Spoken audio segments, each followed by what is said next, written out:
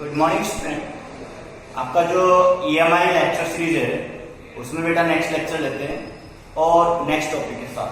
देखिए आज का जो टॉपिक है वो थोड़ा इंपॉर्टेंट हो जाता है क्योंकि प्रीवियस जो टॉपिक है उससे थोड़ा सा लिंक्ड है, तो पहले वाले टॉपिक को थोड़ा सा रिमाइंड करना है आज आपको। देखिए टॉपिक का नाम है energy consideration in motional EMF। जो EMF BLV E बराबर BLV आपने जो प्रीवियस लेक्चर में डिस्कस किया था उसी सीरीज में आपको आगे डिस्कस करना है, ठीक है। देखिए यहाँ पे मैं एक रिमाइंडर डायग्राम बना रहा हूँ। जैसे मान लो इनसाइडेड मैग्नेटिक फील्ड अवेलेबल है और जो इनसाइडेड मैग्नेटिक फील्ड जो ऑलरेडी गिवन है उसी के अंदर आपको रिमाइंड करने की कोशिश करो। देखिए यहाँ पर आपने ये कंडक्टर वायर को अरेंज किया हुआ था, but we now moving in this case length PQ। आपने किसको रिवाइज किया? PQ को रिवाइज किया। That is the moving with V velocity. Clear? तो इस प्रोसेस के हेल्प से जो EMF क्रिएट हुआ था वो क्रिएट हुआ था BLV। What is the value of EMF induced in this section? E is equal to BLV। Clear? अब इस पर्टिकुलर सेक्शन की बात करते हुए अब आपको आगे की ओर बढ़ना है कि what is the amount of work done या what is the amount of energy stored in this conductor. Clear? तो नेक्स्ट पार्ट उसी पे बेस्ड है। देखिए we know that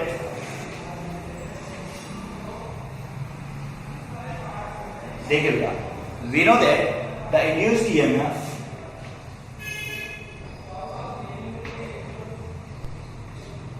E is equal to BLV. Clear? If PQ rod have capital resistance,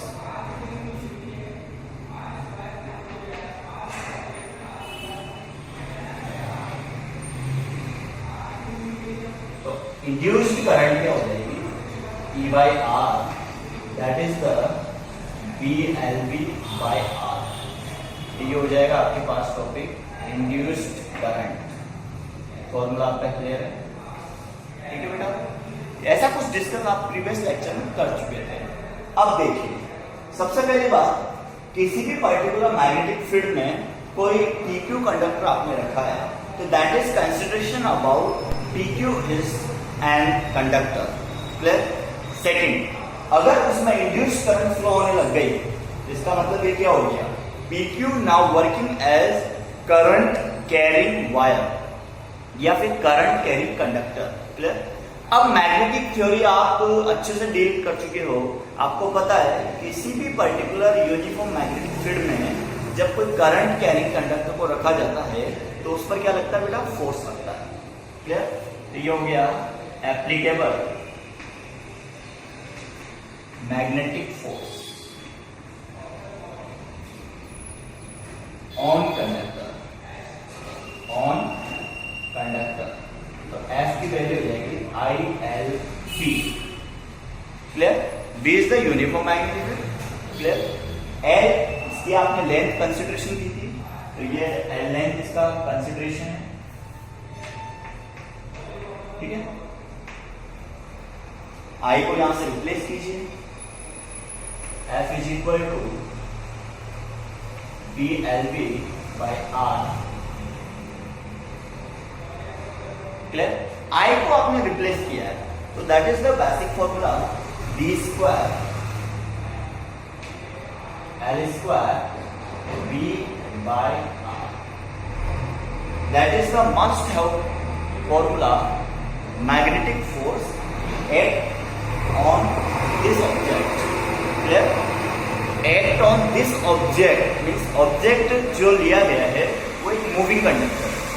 understand? सब कुछ theoretical part आपके पास है।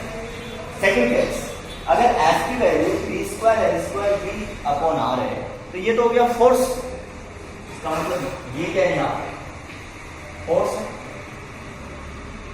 अब आप देखिए कोई भी कंडक्टर है अगर वो V वेलोसिटी से मूव करता है तो ये कहीं ना कहीं पावर कंजप्शन थ्योरी की ओर चल रहा है। कहां पे चल रहा है? पावर कंजप्शन थ्योरी की ओर। तो आपको नेक्स्ट पार्ट पे यही डिस्कस करना है कि पर्टिकुलर एनर्जी कंसंट्रेशन अमाउंट या फिर पावर एनर्जी क्या होगा। क्लियर? देखिए, what is the ratio regarding power? P का जो फॉर्मूला होता है या तो वर्क अपॉन टाइम या फिर आप नोट कर सकते हो सब फोर्स इनटू वेलोसिटी। क्लियर? आपने इस PQ कंडक्टर पर जो एप्लीकेबल मैग्नेटिक फोर्स है वो फाइंड आउट कर दिया, V2L2 V upon R। Clear? Velocity की वैल्यू क्या है? V। इसका मतलब पावर P बराबर जो वैल्यू होगी वो V2L2 V by R into V। Now what is the power? V2L2 V2 by R। क्या हो गया यहाँ पर power? V2L2 V2 upon R। Clear?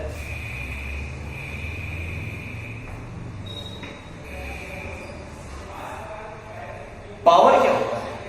Power होता है रेट ऑफ डूइंग वर्क या फिर rate of the work done या फिर rate of the energy consumption या फिर rate of the induced amount of energy. तो यहाँ पे कौन सा लेना पड़ेगा? Energy consideration in motional EMF.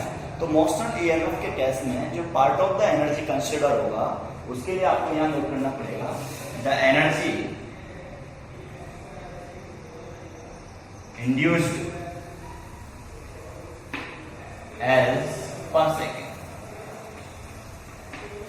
that is the power.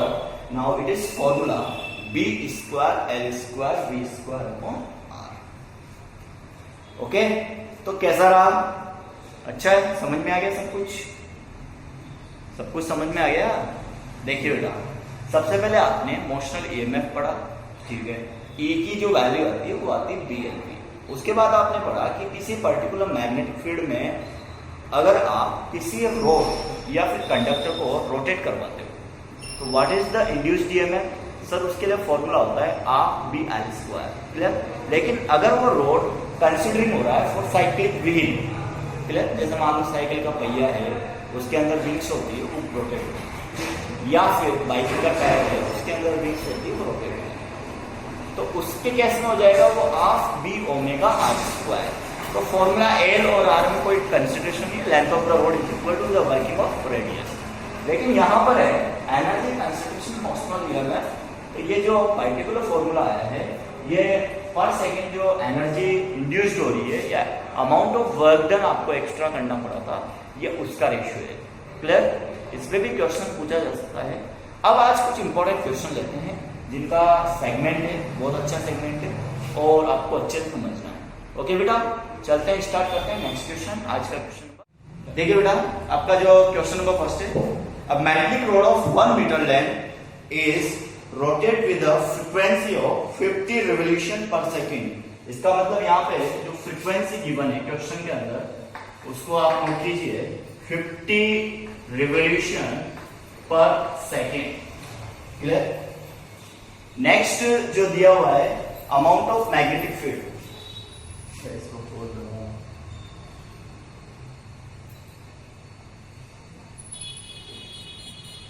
देखिए बेटा, आपका जो क्वेश्चन नंबर फर्स्ट है उसकी बात करते हैं। अब magnetic rod of 1 metre length is rotate with a frequency. तो फ्रीक्वेंसी को आपको नोट करवाया गया है 50 रिवोल्यूशन पर सेकंड, ठीक है, with one line at the center and the other end circumference axis passing through a magnetic ring of radius 1 meter। इसका मतलब OQ जो गिवन है वो रेडियस की तरह काउंट होगा, that is the amount is 1 metre. Clear?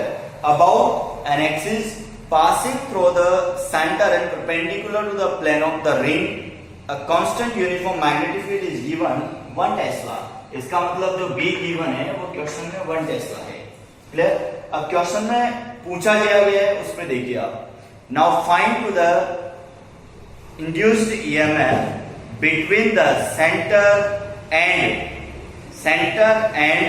The metallic ring, इसका मतलब क्या हो गया, इस पर्टिकुलर O पॉइंट और इस पर्टिकुलर Q पॉइंट या इस पर्टिकुलर O पॉइंट या इस पर्टिकुलर P पॉइंट दोनों के बीच में क्वेश्चन का इंड्यूस्ड ईएमएफ फाइंड आउट करना है। क्लियर? तो जनरली इसका जो फॉर्मूला आपको सिखाया गया है कि पर्टिकुलर रिंग के अंदर एक रोटेट लाइंस अगर रोटेटरी कंडीशन में है तो जनरली जो ईएमएफ होता है वो होता है हाफ बी ओमेगा, क्या होता है, ओमेगा आर स्क्वायर। क्लियर? चलो अब इस क्वेश्चन को स्टार्ट करते हैं।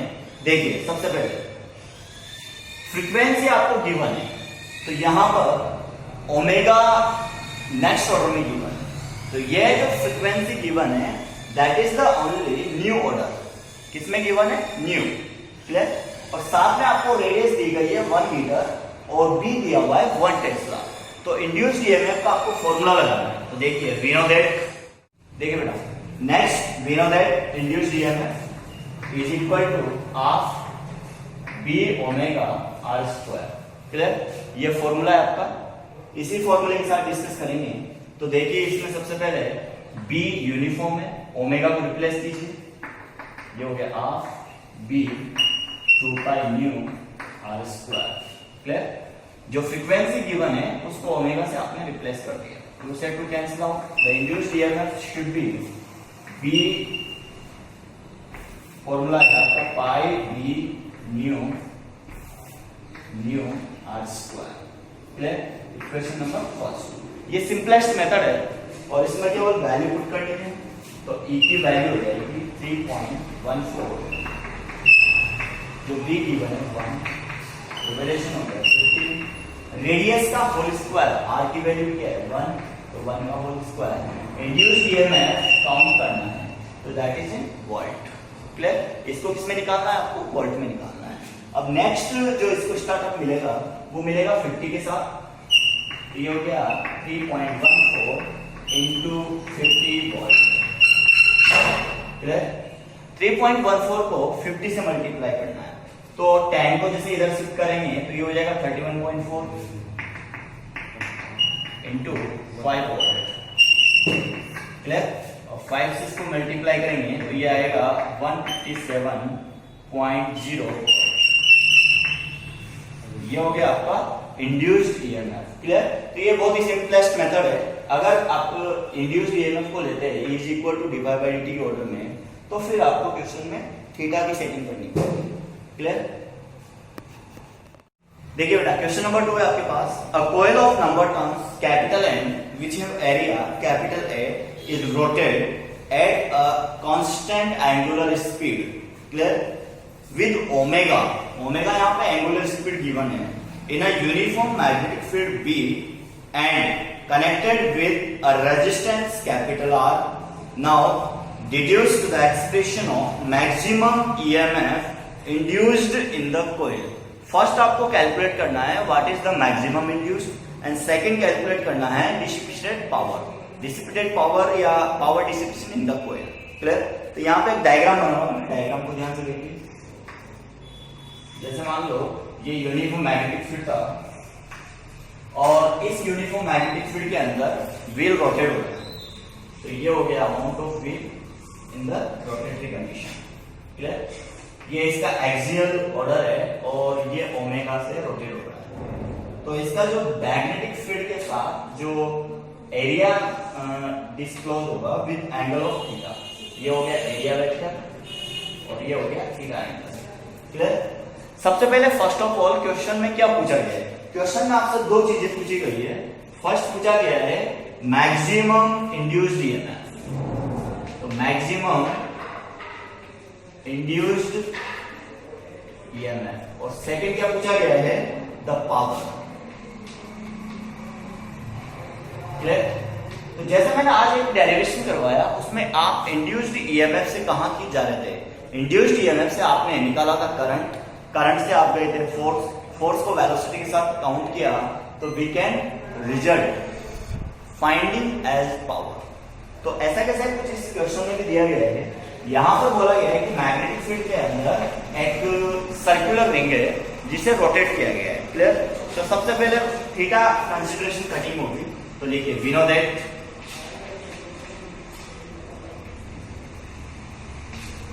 Angular speed omega is equal to theta upon T. Question में जो मेंशन किया गया है उसके बेस पे चल रहे हैं, थीटा अपॉन टी। तो यहां से थीटा क्या हो जाएगा, ओमेगा टी। क्लियर? अब बताइए, अगर कंटिन्यू किसी पर्टिकुलर मैग्नेटिक फील्ड में रिंग रोटेटरी कंडीशन में है, वर्टिकल एक्सिस के रेफरेंस में वो रोटेट हो रही है, तो उसका क्या हो रहा है बेटा, फ्लक्स कटिंग हो रहा है बार बार। तो what is the value of phi?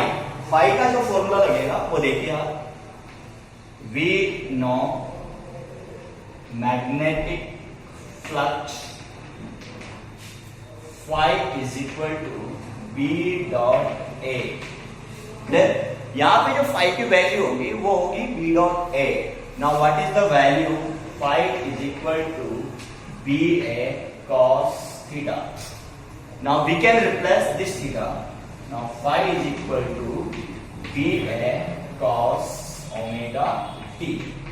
That is the equation number first, which is represent to the phi. Now induced EMF, पहला आपसे पूछा है induced EMF order, तो देखिए induced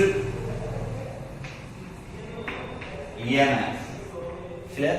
Induced EMF होता है E बराबर d phi by dt.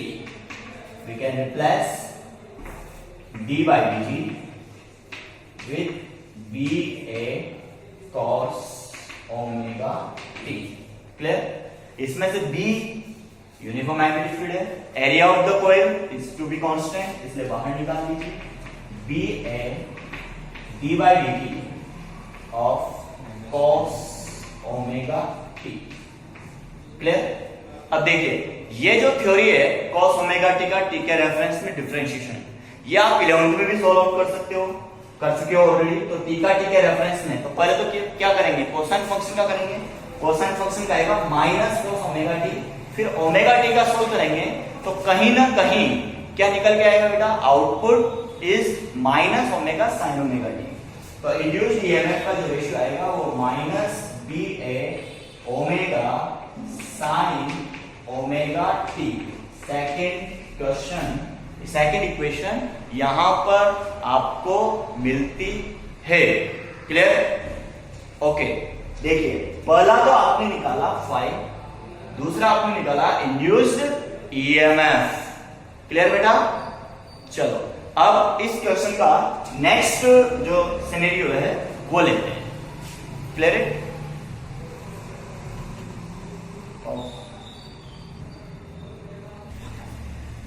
देखिए बेटा, जो आपका क्वेश्चन यहां पे फिनिश हुआ है उसको लेते हैं। इंड्यूस्ड ईएमएफ जिसकी वैल्यू आपने ली है minus B A omega sine omega T. Clear? For N loop this formula is equal to minus N B A omega sin omega t. Clear? For taking magnitude, clear? अगर आपको A is equal to minus d phi by dt लेते हैं तो इसका output generally क्या आता है, n b a omega sin omega t। तो आपको ये फॉर्मूला यूज करना है। बस e की value minus D phi by D T होती है, ठीक? तो अपन ने general D phi by D T को सोल्व किया था तो minus N B A sine omega T आ रहा है। आपको टेकिंग मैग्नीट्यूड लेना है, तो मैग्नीट्यूड में क्या हो जाएगा, तो ये हो गया आपके पास N B A sine omega T for maximum value, for maximum value, ठीक है? For maximum value sine omega T, एक तरह से क्या हुआ साइन थीटा। और what is the value of sine theta? Sine theta maximum के लिए क्या होना चाहिए 1h। क्लियर? तो ये आपके पास E मैक्सिमम मतलब E नॉट, इसकी वैल्यू हो जाएगी एन बी ए। क्लियर? यही आपसे क्वेश्चन में पूछा गया था, इसको आप इक्वेशन नंबर सेकंड दीजिए। तो व्हाट इज द इक्वेशन, यहां आ जाएगा। अच्छा पार्ट है equation of induced EMF is equal to A naught sine omega t, that is the NBA omega sine omega t। Clear? Question मैंने आपको एक्सप्लेन कर दिया है, फर्स्ट पार्ट यहाँ पे क्लियर आउट हो चुका है। ठीक है बेटा, लेकिन जो नोट्स मैं आपको भेजूंगा क्वेश्चन का, आपको वही नोट करना है। अब देखिए यहाँ पे फर्स्ट पार्ट सोल्व हो चुका है, उसके लिए इक्वेशन ऑफ इंड्यूस्ड ईएमएफ भी आपके पास आ चुकी है। या तो E not sine omega T होगा या फिर NBA omega sine omega T होगा। सेकेंड क्वेश्चन थोड़ा सा आपको 11th क्लास पे क्लिक करना पड़ेगा, जिसमें पूछा गया है पावर डिसिपेशन।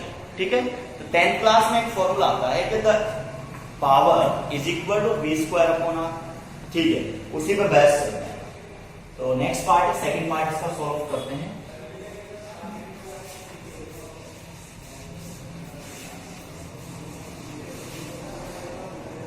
देखिए इंपॉर्टेंट पार्ट है इसका, सेकंड पार्ट है पावर कैलकुलेट करना है। तो देखिए वी नो दैट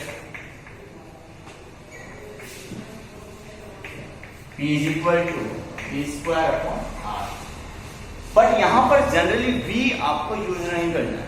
क्लियर? यहां पे यूज करना है VRMS। क्या यूज करना है? VRMS। Root mean square value कहीं ना कहीं मैंने 11th क्लास में आपको पढ़ाया था। तो ये V की जगह हो जाएगा ERMS का होल स्क्वायर अपॉन R। इस फॉर्मूले को ध्यान से देख लीजिए, ये नेक्स्ट जो अल्टरनेटिव करंट वाला पार्ट है वहां भी यूज होगा। क्लियर? अब पुट करना है ERMS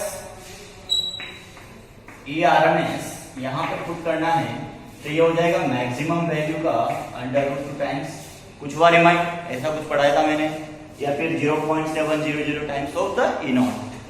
E नॉट की जो वैल्यू है वो है n, मैक्सिमम लेंगे NBA omega divided by root 2। ठीक है, यहां पे इस इक्वेशन में स्क्वायर पुट करना है, तो E square of RMS is equal to ERMS का होल स्क्वायर हो जाएगा n square B square A square omega square upon 2। ठीक है, डिवाइड में R कर दो, ये हो जाएगा ERMS square divide by R, that is the n square B square A square omega square upon 2R, that is the power. तो ये आपके पास फॉर्मूला बन गया। The answer is P is equal to n square B square A square omega square 2R। Clear? Most important question था एक तरह से, और सब्जेक्टिव पैटर्न भी अच्छा क्वेश्चन था और ऑब्जेक्टिव पैटर्न का भी अच्छा क्वेश्चन था। तो आपके पास इस क्वेश्चन में दो फॉर्मूले आउटपुट में है। फर्स्ट फॉर्मूला याद कर लीजिए, E बराबर A naught sine omega T, या फिर E बराबर NBA omega sine omega T. और दूसरा फॉर्मूला आपके सामने ही रहा, P की जो वैल्यू लेनी है वो ERMS का whole square divide by R लेनी है, that is your output n square B square A square omega square upon 2R। Clear है? तो ये आज का जो लेक्चर है ये यहीं पे समाप्त करते हैं। और जिस भी स्टूडेंट ने प्रीवियस होमवर्क कंप्लीट नहीं किया है वो पहले प्रीवियस होमवर्क को कंप्लीट करेगा, उसी के बाद आज का लेक्चर नोट करेगा। क्लियर? ओके बेटा, थैंक यू।